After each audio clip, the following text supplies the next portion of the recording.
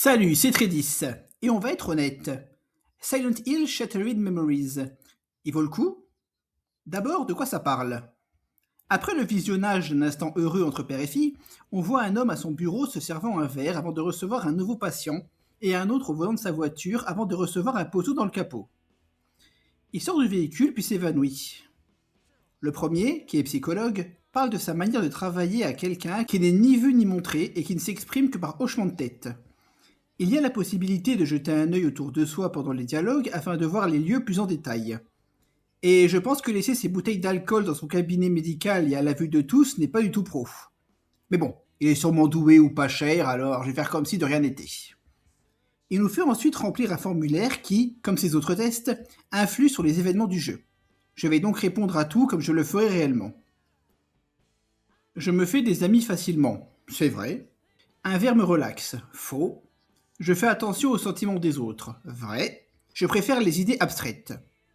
C'est sympa mais à petite dose, donc je dirais faux. J'aime les jeux de rôle pendant l'acte d'amour. J'en ai pas besoin mais c'est sympa, alors vrai. Je préfère planifier, faux. Je suis fidèle, vrai. Non, monsieur. Alors rangez votre sourire narquois. La séance commence. L'autre homme qu'on devine être Harry Mason, si on a joué au 1, car il cherche Cheryl, qui, comme on le voit, n'est pas dans la voiture, et prend sa lampe de poche pour partir à sa recherche dans les rues glacées de Silent Hill. Le temps est très intense dans cette ville. Quand il y a du brouillard, il est très épais, les hivers sont très rigoureux et les pluies sont torrentielles. En tout cas, les dernières semaines, on a eu un bon point de vue de leur été. Il rentre dans un bâtiment, le seul chemin dispo, où il déverrouille une porte pour trouver où sa fille est partie. S'il a dû la déverrouiller, c'est qu'elle n'est pas passée par là, mais il n'y réfléchit pas, et arrive à un diner entièrement vide au milieu de la nuit dans lequel l'agent Sybil Bennett, qui ressemble à Marge Gunderson du film Fargo, et confirmant la théorie disant que Fargo se passe en fait à Silent Hill, boit un café. Elle s'est servie toute seule? Elle comptait le payer? Oh, pas besoin de le repousser, on l'a vu. Ici aussi, Cheryl a 7 ans, mais vit avec son père sur Levin Street, un des quartiers de la ville, et même Sybil est une policière locale et non de Brahms comme à l'origine. Harry pense que sa fille a dû rentrer chez eux et décide de s'y rendre. Sybil dit qu'elle l'y rejoindra après son intervention, puis lui pose longuement la main sur l'épaule avant de partir. Il y a la possibilité de passer et recevoir des coups de téléphone pour progresser dans l'histoire, puis de l'utiliser comme GPS, mais il ne pourra pas courir pendant ce temps. Parce qu'il est vraiment très concentré pour pas se perdre, et le voir en gros plan aide pas car les routes sont bloquées, ce qui oblige à prendre plein de détours. Quand les bandes blanches apparaissent, il faut utiliser l'appareil photo pour faire apparaître des silhouettes qui fournissent des messages vocaux ou non, tout comme quand se font entendre des grésillements. Les messages vocaux reçus parlent soit d'amour familial ou directement de sexe. Il reçoit un appel de Cheryl lui demandant de fuir les ennemis quand un mur de glace surgit du sol, gelant la ville au passage, et que des monstres apparaissent. Dans ce jeu, les ennemis ont quasiment tous le même design et façon d'attaquer. N'étant pas armé de tout le jeu, il n'a d'autre choix que de fuir en esquivant les ennemis, car il n'y a pas non plus d'objet de soin. Et voilà le seul truc chiant du jeu, la fuite dans un labyrinthe de rues et de couloirs avec quasiment aucune indication sur où aller et dans lequel vous avez 200% de chance de revenir à votre point de départ plusieurs fois. Des fusées de détresse sur le chemin éloignent les ennemis pour une courte durée. Vous pouvez vous cacher dans les placards pour les éviter, les faire tomber pour les ralentir un peu et repousser les ennemis qui se jettent sur vous. Ils le font quand vous les frôlez, quand vous passez une porte, quand vous montez sur un mur, et n'hésitent pas à s'y mettre à plusieurs, ce qui devient très lourd très vite. Heureusement, c'est plus gonflant que difficile et ne prend pas beaucoup de temps. Retour chez le psy. Je suppose qu'il parle à Harry comme on voit ce qu'il vit, et seconde série de questions. Êtes-vous une personne renfermée? Non. Est-ce que les gens mettent du temps à vous connaître? Oui. Vous préférez passer du temps avec vos amis plutôt qu'avec votre famille? Oui. Et lui demande de colorier un dessin avec un couple et une maison. C'est parti! Et voilà, elle est pas belle ma maison! Au départ, je voulais utiliser du gris pour les portes de garage et les pare-chocs de la voiture, mais il n'y en a pas, alors j'ai pris du mauvais du orange. Je sais pas dire si le tout est beau ou si ça pique les yeux. Vous en pensez quoi? Le doc demande si c'est la nôtre et retour à Silent Hill. Oh, c'est les mêmes couleurs, j'adore!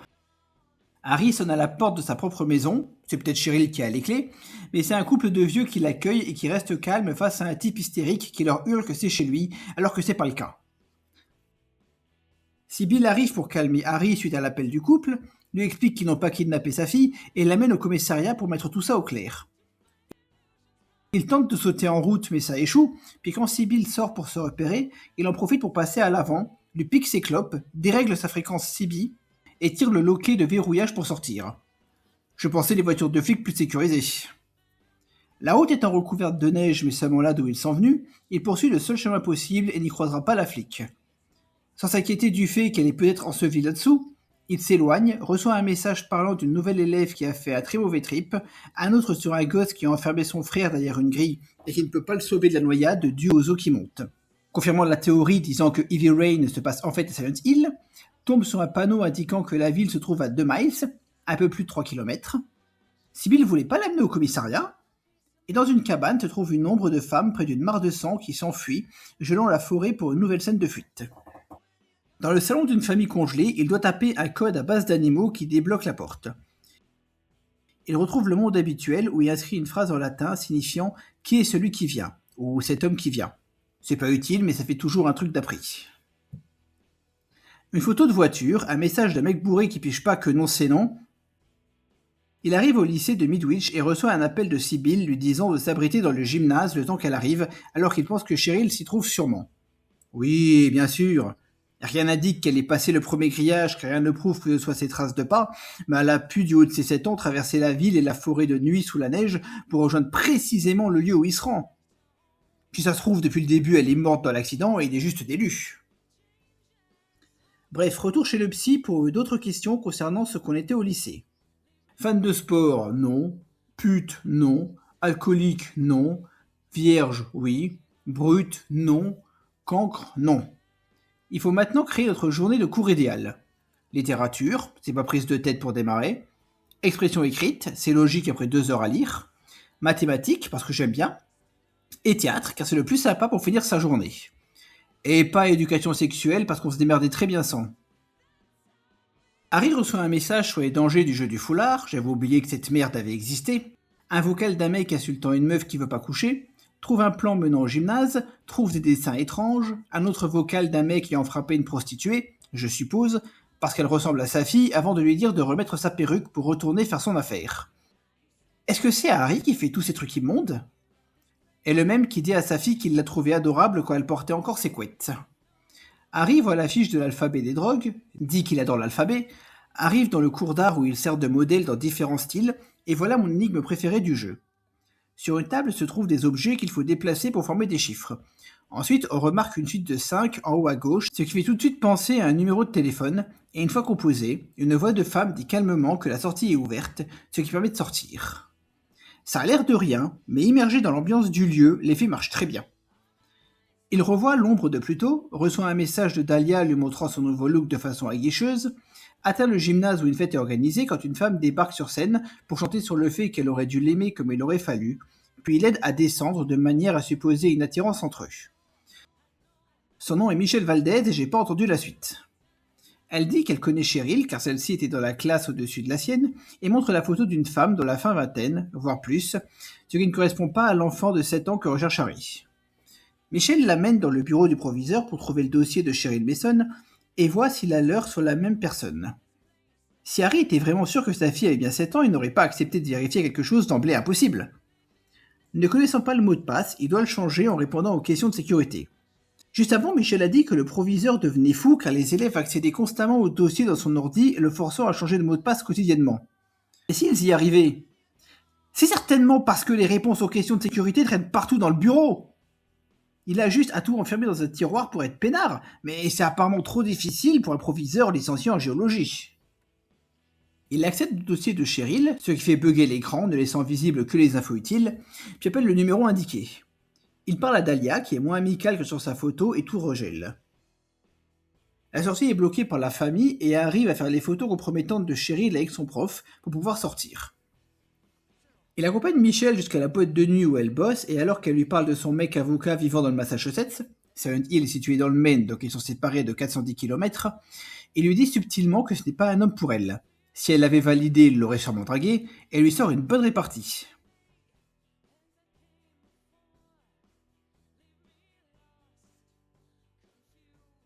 Elle lui demande d'aller chercher ses clés de voiture dans sa chambre, puis comprenant qu'elle préfère rester parler à son mec, fait une tête dégoûtée, puis va les récupérer. En parlant avec Michel, il apprend qu'il est marié et après un passage aux toilettes, elle disparaît pour faire place à Dahlia, qui a eu un incroyable glow-up depuis le 1, dont il n'a aucun souvenir, qui s'étonne de son comportement, lui qui est d'habitude très rigolo, et quand elle demande s'il se rappelle qu'il surnomme ses seins Sid et Nancy, référence à Sid Vicious, le bassiste des Sex Pistols, et sa petite amie Nancy Spungen, tous deux adeptes des drogues dures, je comprends mieux ce qu'elle entendait par très rigolo. Le pont menant chez lui étant levé, elle lui dit d'aller dans la salle de contrôle pour le baisser, ce qu'il accepte direct, mais n'y arrivant pas, il appelle le superviseur qui, sachant très bien qu'Harry n'a rien à faire là, lui dit la marche à suivre. Quel irresponsable ce Jimmy Capra! Le jellyfish Dahlia détruit le pont, fait tomber dans la rivière la voiture qui coule au fond et remplit celle-ci d'eau glacée. J'admire le calme d'Harry malgré la situation. Une fois rempli, retour chez le psy. L'exercice consiste à classer les personnes sur les photos entre les morts et les endormis. Je pense pas que ce soit courant comme procédé, mais allons-y. Je suis sûr qu'il y a un piège, alors je les mets tous dans la partie mort. Ah, je le savais. Harry se retrouve sans explication sur la terre ferme, Sibyl le porte jusqu'à l'hôpital où elle l'a habillé différemment, lui dit avoir trouvé le dossier sur Harry Mason mais se retrouve gelé avant d'en dire plus. Il tente de fuir en roulant mais tombe dans l'escalier ce qui le force à continuer à pied. C'est vraiment dommage, ça aurait été intéressant d'errer dans les couloirs et d'échapper aux ennemis en fauteuil roulant. Dans les couloirs très bas de plafond, il rencontre Lisa Garland, une infirmière blessée à la tête, mais rien ne dit que ça a un lien avec le crash de la voiture, et l'accompagne chez elle. C'est un truc avec Harry. Toutes les femmes qu'il rencontre, en dehors de Dahlia, disent et font des choses faisant penser qu'elles sont intéressées alors que ce n'est pas le cas. Elle le fait s'asseoir le temps qu'elle se change, dit qu'elle se sent bien avec lui, demande qu'on lui amène 5 cachets jaunes, j'en ai pris un bleu par mégarde mais elle fera le tri, puis gobe le tout sans vérifier si c'est les bons avant de lui demander de partir. Ce coup-ci, le psy demande de classer les personnes par ordre de culpabilité, selon leurs actes dans son histoire. J'ai mis Willem en premier et il donne un très mauvais conseil. En route vers chez lui, Harry reçoit un appel de Lisa lui demandant de revenir car elle se sent mal. Je décide d'y retourner pour la trouver morte de fort saignement causé par son traumatisme crânien bien plus grave qu'elle ne le pensait. Sibyl apparaît de nulle part pour l'accuser de meurtre et affirme qu'il n'est pas Harry Mason, puis comme d'hab. Il reçoit un message disant qu'un agent de sécurité n'a pas arrêté une jeune fille qui volait à l'étalage parce qu'elle lui faisait pitié, et un appel disant que sûrement celle-ci l'a assassinée. Enfin arrivé chez lui, il y trouve sa femme lui disant que Cheryl est au phare. Il saute dans le vide où défilent des images de lui et sa fille, une statue d'elle, erre dans une grande pièce sombre pour arriver dans une suite de salons identiques en dehors de l'écran télé diffusant une photo d'eux. Ressaute dans le vide, autres images, traverse un mini-labyrinthe de murs invisibles menant au lit de sa femme, puis rejoint la chambre de sa fille pour s'endormir dans son lit. Psy, nouvelle question. Vous croyez qu'un mariage peut durer? Oui. Vous croyez que c'est mal de se marier jeune? Non. Vous croyez que le sexe se gâte après le mariage? Si l'attirance est toujours là, non. Il demande d'associer des photos par couple, mais comme je considère qu'il n'y a pas besoin d'aimer les mêmes choses pour être ensemble, j'ai mis comme ça me venait. Il se réveille face à Michel qui sait où il vit, y entre sans y être invité et le regarde dormir avant de proposer que son mec le dépose au phare. Les deux s'engueulent car elle veut un enfant et pas lui, puis de toute façon, leur couple est foutu car il n'y a plus d'amour entre eux et que ça sert à rien de se forcer à faire semblant. Ils sortent, laissant Harry seul à l'arrière, dans un moment assez gênant. Tous ceux qui ont été en bagnole avec un couple qui s'engueule connaissent cette sensation, se fichent de leur disparition et foncent dans les égouts jusqu'à rejoindre la ville. Il y retrouve Michel qui lui dit d'aller prendre un bateau derrière le parc d'attractions pour atteindre le phare. Pourquoi c'est le personnage qui n'apparaît dans aucun jeu de la saga jusque-là qui donne toutes les indications utiles? Et psy. Il faut classer les images par si elles nous évoquent le sexe ou pas. Alors, un crâne de cheval, un insecte genre coccinelle, un tire-bouchon, une menthe religieuse, un autre insecte. Celui-là me fait penser à un utérus ou une voiture. Donc, dans le doute... Ah, j'avais raison. Il dit que le sexe, c'est la mort, et que les gens qui baissent beaucoup n'ont pas besoin de thérapie. Bon, alors, c'est faux. Et ils font peut-être beaucoup l'amour parce qu'ils ont un vide à combler, hein, sans mauvais jeu de mots. Et pourquoi je continue à écouter un mec qui boit devant ses patients? Harry traverse le parc d'attractions très court et très nul pour trouver Dahlia, qui est la version jeune de sa femme, sur un bateau qui les emmène au phare et couche ensemble en chemin. Tout gèle et continue à pied, reçoit de Sibyl le mugshot de Cheryl, confirmant qu'elle n'est effectivement pas une enfant. La glace se brise, le forçant à continuer à la nage. Sibyl le sauve à nouveau, puis lui dit qu'elle le croit quand il dit être Harry Mason. Sauf que celui-ci est mort dans un accident de voiture il y a 18 ans. Elle lui dit que les réponses sont dans le phare et s'en va. Le bâtiment est une clinique psychiatrique tenue par le docteur Michael Kaufman, qui dit à sa patiente qu'elle n'a pas supporté la mort de son père quand elle était enfant, et vit depuis dans un profond déni car elle n'accepte pas de faire son deuil, et considère sa mère comme monstrueuse, croyant que s'ils étaient restés mariés, il n'aurait pas eu son accident. Harry entre alors et marche vers Cheryl, en lui disant qu'il sera toujours avec elle avant de geler à son tour. Elle accepte enfin d'avancer et de pardonner à sa mère. On voit la suite de la vidéo du début dans laquelle ses parents se quittent en bons termes et où Harry dit à Cheryl que même si ses parents ne s'aiment plus, ils l'aimeront pour toujours.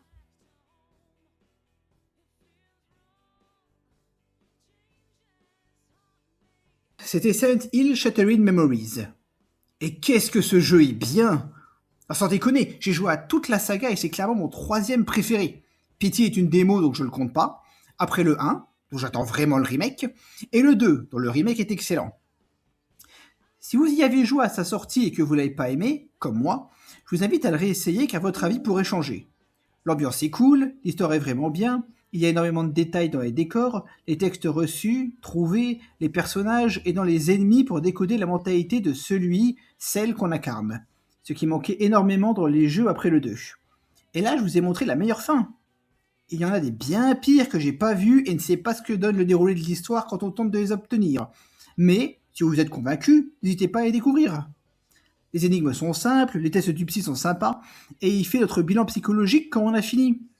Voyons ça. Alors, d'après les experts, je suis une personnalité plutôt rêveuse, animée par des idéaux positifs, entre guillemets, comme aider les autres à améliorer leur vie, qu'ils le veuillent ou non, ainsi que la mienne. J'aime la réflexion, utilise des métaphores désuètes, déteste le conflit, apprécie qu'on reconnaisse mon côté romantique, me fie à mon intuition, envisage les relations de manière très sérieuse, je suis guindé ou trop sévère, fiable, engagé, peut-être nul au lit, considéré comme silencieux par les autres, fixé sur ses objectifs, en un mot, fiable. J'ai bien envie de le croire, mais il a écrit patient avec un A.